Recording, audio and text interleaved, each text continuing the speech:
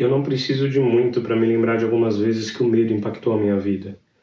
Medo de errar, medo de não ser bom o suficiente, medo de uma decisão que eu estou tomando não ser certa.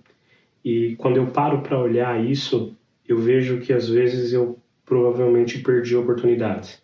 Eu deixei de viver experiências, de conquistar por causa do medo. Será que com você já aconteceu o mesmo? Há algum tempo Deus vem falando comigo no meu coração sobre medo, e Ele me levou de uma forma profunda a olhar várias passagens bíblicas e entender o que a Bíblia fala sobre medo, e eu quero compartilhar isso com você. Eu vou dividir isso em 3 vídeos curtos, onde no primeiro eu vou falar um pouquinho sobre o que é o medo, no segundo, como que a gente batalha e supera o medo, e no terceiro, alguns exemplos que a gente tem de o que acontece quando nós escolhemos por enfrentar o medo. Então, como eu falei no primeiro vídeo, eu quero falar um pouquinho sobre o que Deus me mostrou sobre o que é o medo. E a gente consegue ver até por aspectos científicos isso, né? Tem vários estudos, tem pessoas que nos ensinam que o medo ele é algo natural, que faz parte do ser humano. É algo como uma emoção, como um mecanismo de defesa, para nos ajudar a entender situações de risco e nos proteger. É basicamente como um mecanismo para a nossa sobrevivência. Então, se, por exemplo, eu estou em um lugar alto e eu sinto medo, eu tomo ações para que eu não caia dali. Mas quando a gente olha para um aspecto bíblico, o medo não fez parte daquilo que Deus planejou para a gente desde o início. Deixa eu quebrar um pouquinho mais, dar um pouco mais de detalhes nisso. A Bíblia fala que, e a maioria de nós sabemos, Deus criou o Jardim do Éden. Então lá estavam Adão, e aí depois, da costela de Adão, Deus fez Eva, e eles viviam naquele jardim perfeito, onde eles tinham encontros com Deus, onde todo dia Deus vinha para conversar com eles. E a gente sabe que Adão e Eva comeram do fruto proibido, e a partir daí o relacionamento deles com Deus se quebrou. E quando a gente olha num pouco mais de detalhe isso, a gente vê que assim que eles comem do fruto proibido, assim que eles pecam, eles sentem o medo pela primeira vez registrado na história. A Bíblia fala que depois que eles comeram o fruto, quando Deus veio para aquele encontro que sempre acontecia, eles se escondem porque eles tiveram medo. Então, antes disso, quando a gente olha para a criação de Deus, para aquilo que Deus fez no Jardim do Éden, para o plano de Deus para o ser humano, a gente não vê o medo como parte da nossa natureza. A partir do momento que o pecado entra nas nossas vidas, o medo entra. E todos nós, a partir de Adão e Eva, já nascemos com a natureza humana, com a natureza do pecado. A Bíblia fala que todos nós pecamos, que nenhum de nós somos dignos desse relacionamento que existia com Deus antes do pecado entrar.